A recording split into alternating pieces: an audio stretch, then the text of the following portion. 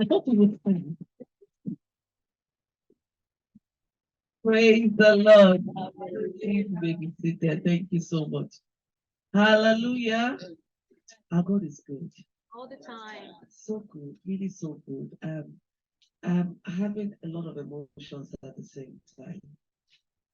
Happy to be here, really excited and grateful. It's been an experience trying to get here. And I was telling Daisy, I said, one of the things I've learned on this journey is that the travels for vacation or work is different when you're going on Kingdom journey. And this is the first time I'm traveling out of country for Kingdom ministry. It's usually within the country. And it came with a lot of learning curves. So I'm grateful, I'm blessed, I'm privileged to really experience this because this is just the beginning of a journey. And I thank God for that opportunity. I also want to deeply appreciate Pastor Rosalie. Thank you so much. It's not every day you get to meet a powerhouse like her. It's not easy not to have met someone. We didn't meet till this evening actually, and we spoke for the first time yesterday. So it's not easy in this time and age not to have met someone who understood the fullness of the ministry and then accept, to host. So I don't want to take it for granted. Thank you so much for making this happen.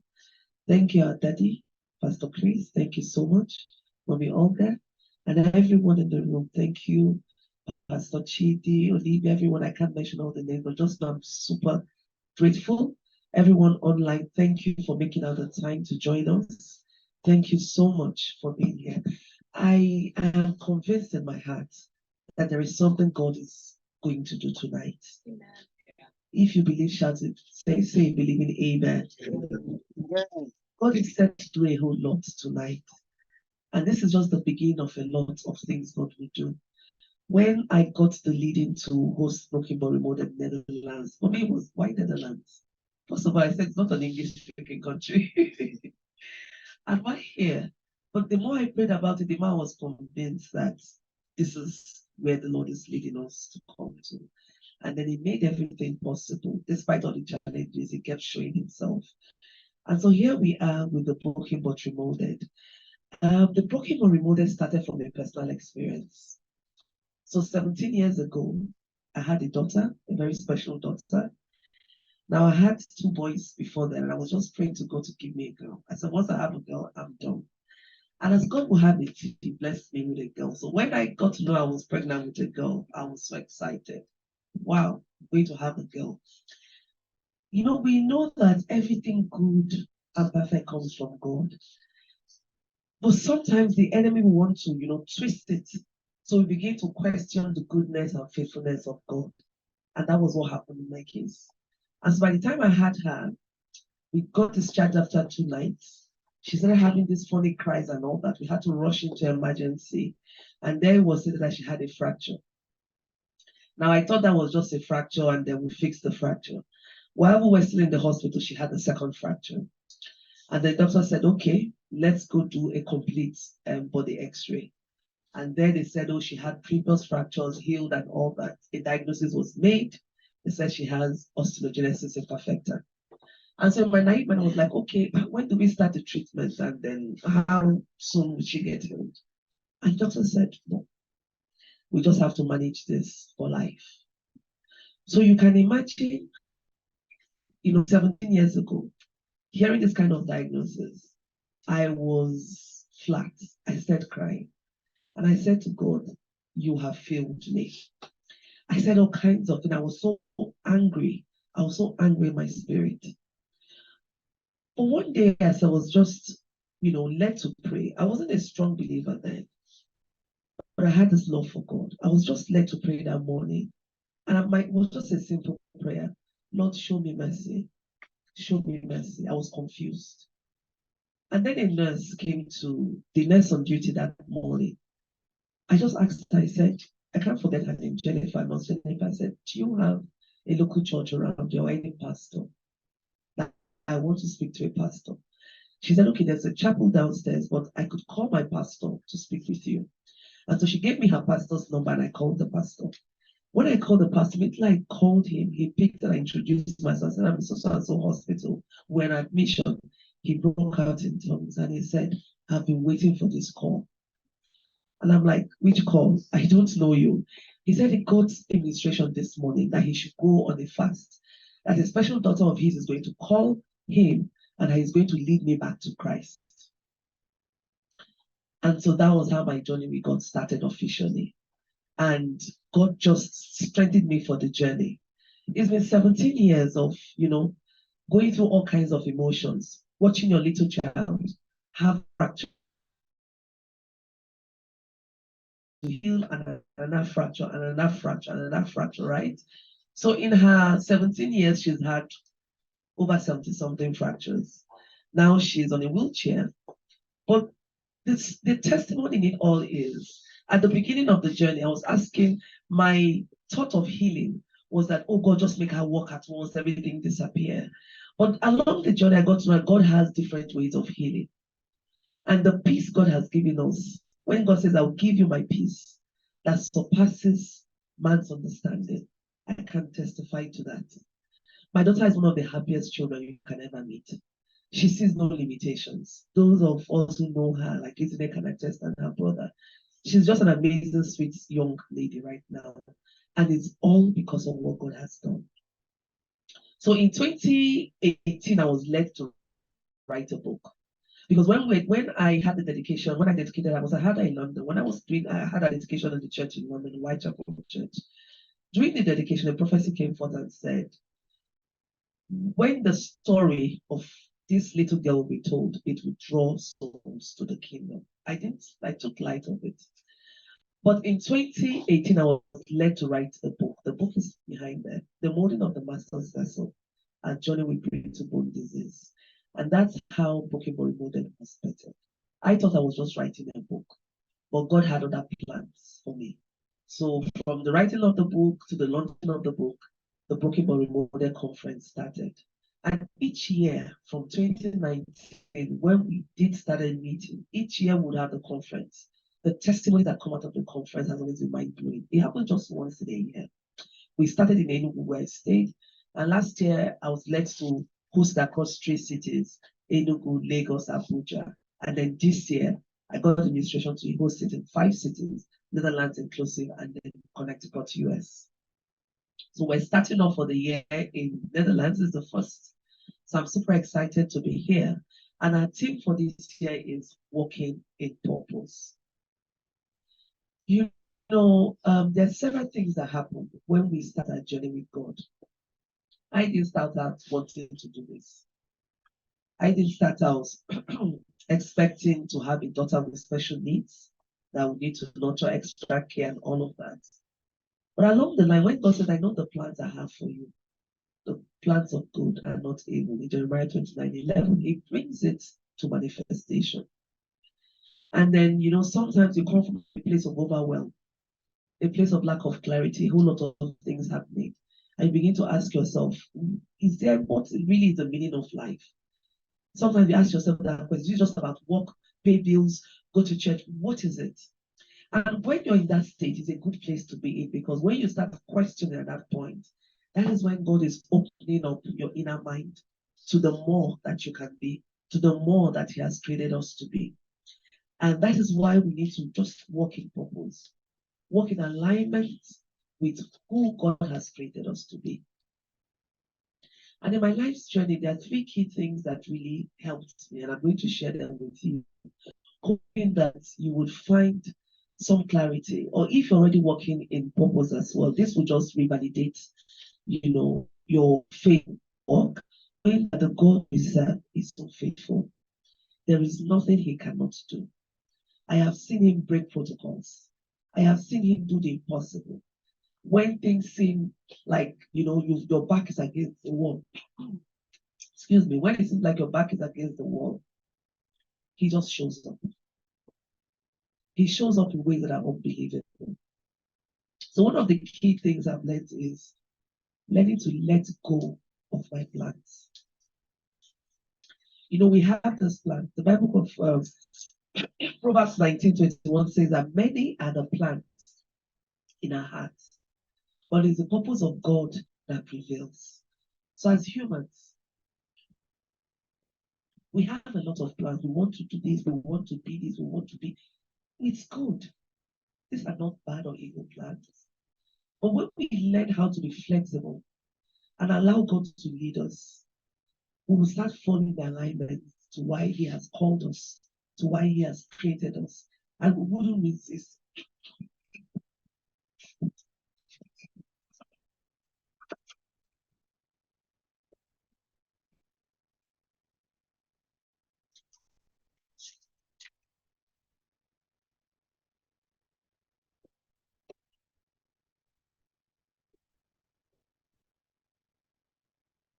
Thank you.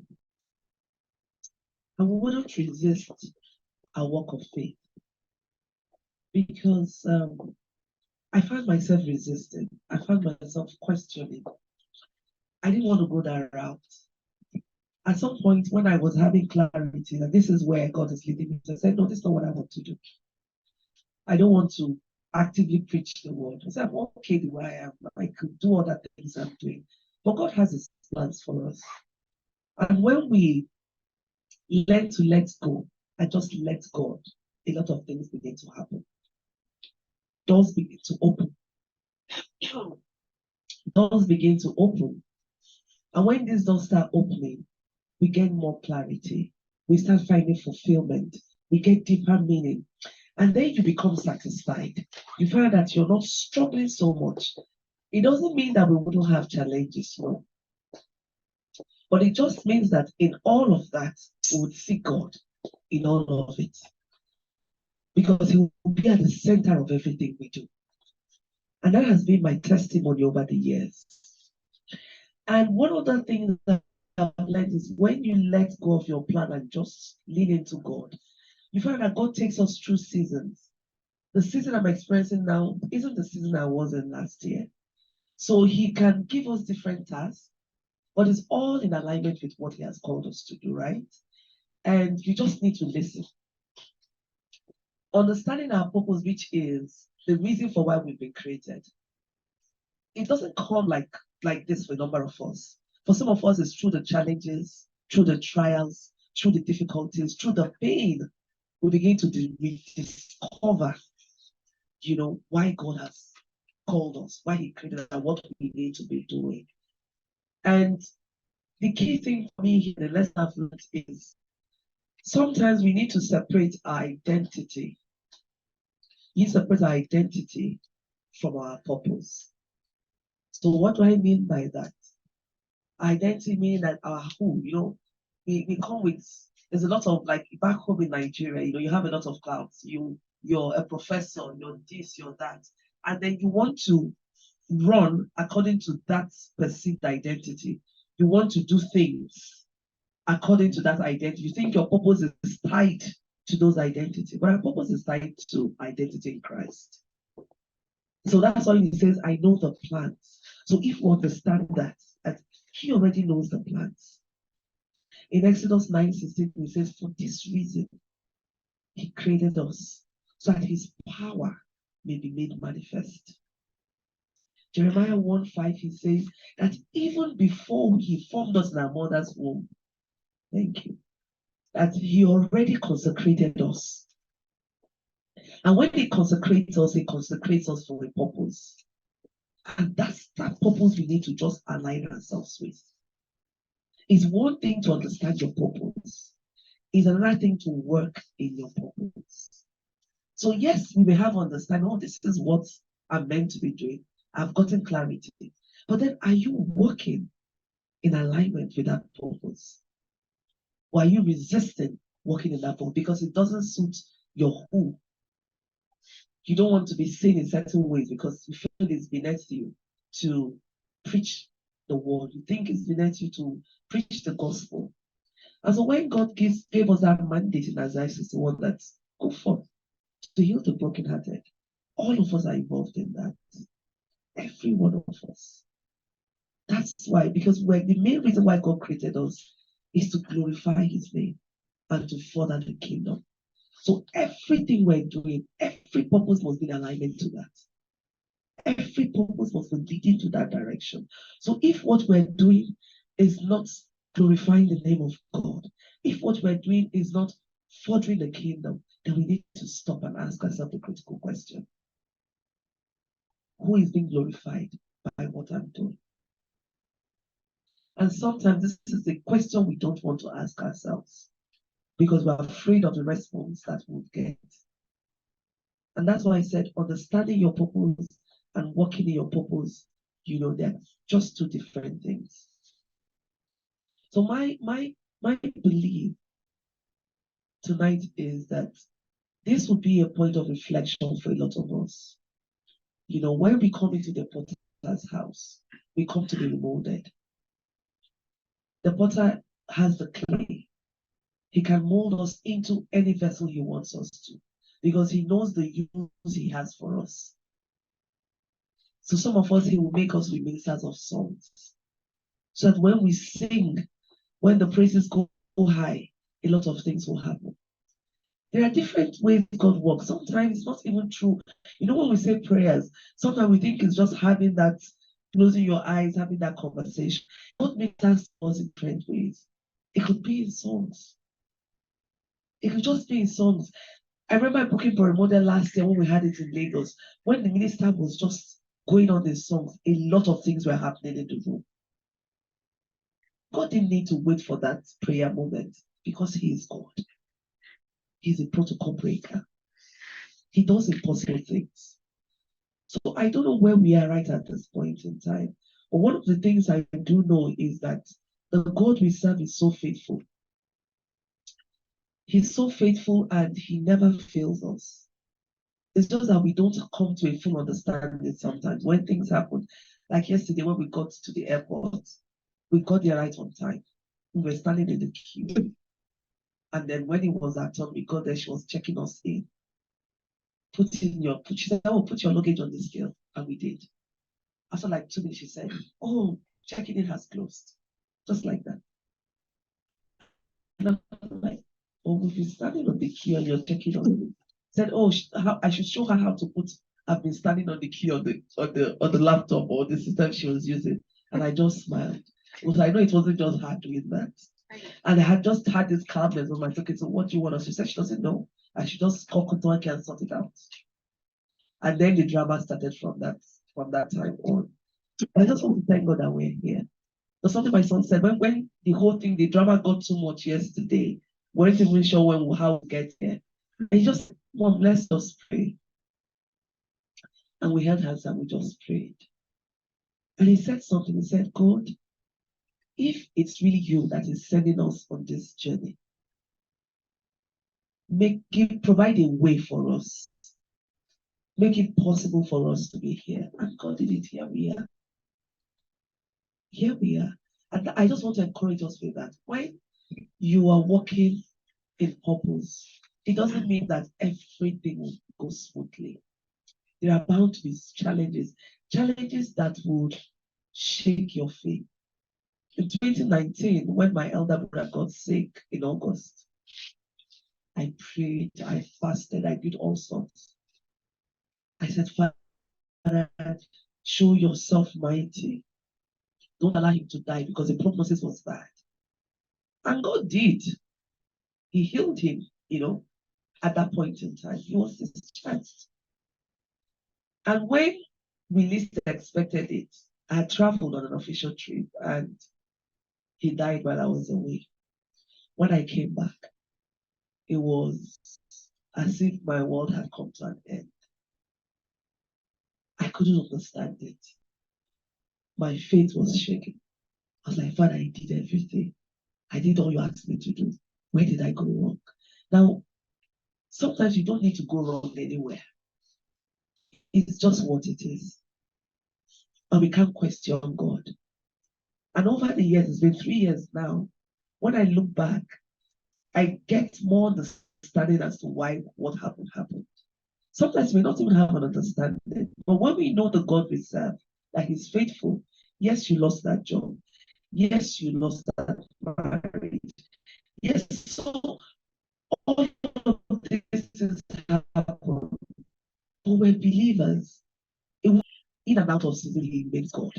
And when we can hold on to that, faith that he is good and he will never change, a lot of things begin to shift in our lives. I've seen God do mighty things that seem impossible. When I took my daughter, they gave us a bill. Now, the bill was for her to undergo some treatment, some surgeries, a lot of surgeries she needed to do, corrective surgeries. Doesn't mean that it's going to heal her, but at least to make her more independent. By the time they gave us the bill, it was crazy. It ran into hundreds of US dollars. It was just crazy. I knew there was no how we could afford it. And it wasn't as if we had an insurance that could pay that in Nigeria, right? So it has to be cash payment. We went back home to Nigeria and I cried. I remember that night crying and saying, God, and telling God, I said, what is all of this? I'm really trying my best here. I'm trying to do all you've asked me to do. I'm trying to walk in line with what you've asked me to do. I didn't even know then that God would take me this route. Mine was just be a good believer, right? Just do the necessary things and learn how to model your life, after Christ's life. And then a word came to me one night when I was praying, and he said to me, I'm going to heal your daughter, but not in the way you expect. And she's going to go through the surgery, and you're not going to pay a dime for the surgery. I woke up and I started laughing. I was like, how possible is it? Where would we do the surgery? And then you will not pay a dime for it. 2019, that's 4 years ago, right? In the month of April, I was led into a fast, an Esther fast. And as I'm coming out from that fast, I just heard the word, I'm unlocking a breakthrough for you. 2 days after that, a colleague sent me a message. She said, apply to this hospital, Shriners Hospital, Canada, that they do take international patients. And if you're lucky, if they accept your daughter as an international patient, they bear the cost of all the surgery. All you need to do is to fly her in there and your accommodation and all that. I was like, really? And we did. Cut the story short. They gave her an international patient scholarship till the age of 21 years. In fact, she was supposed to do her first surgery in 2020, but COVID happened, so they rescheduled her for sometime this year at no cost. All the surgeries, wheelchair, everything at no cost. The only thing it cost us is to fly ourselves there and then accommodate ourselves. And then we had a sponsor in Canada who said, stay in my house at no cost. God is faithful. He's faithful. 10 years ago, I didn't believe. I was like, how? At no cost. But look at him doing all of this. I just want to encourage us finally as I wrap up that, our God is just too good. He's just too faithful.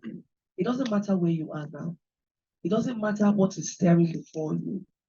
Just keep believing, keep holding on, keep trusting, and keep walking in purpose. If God calls you, he will equip you. It doesn't matter how weak you are. It's in your weakness that his strength is made manifest. So it's time that we stop struggling to do it all on our own. Most times we struggle, we want to do everything. We want it to be perfect. We can't do perfect things because we're humans. So let's do our bit and allow God to do that bit which only him can do. And my prayer for us tonight is that God will touch us in different ways. He knows where it hits us hard. He knows where we are really believing in him. He knows where we need to be touched. And trust me, he will do just that. Just keep believing. Don't stop. If you haven't found your purpose yet, don't stop finding it. Don't stop trying to understand it. Keep working at it. And in due time, you'll get it. There may be a waiting period. Because sometimes we go through that waiting period before we discover it's okay. While you're in that waiting period, just try and wait. Sometimes we don't like to stay doing nothing. We just want to keep in action. And when he says, be still and know that I am God. May God bless us and bless all that our hands finds to do. In Jesus' mighty name we pray.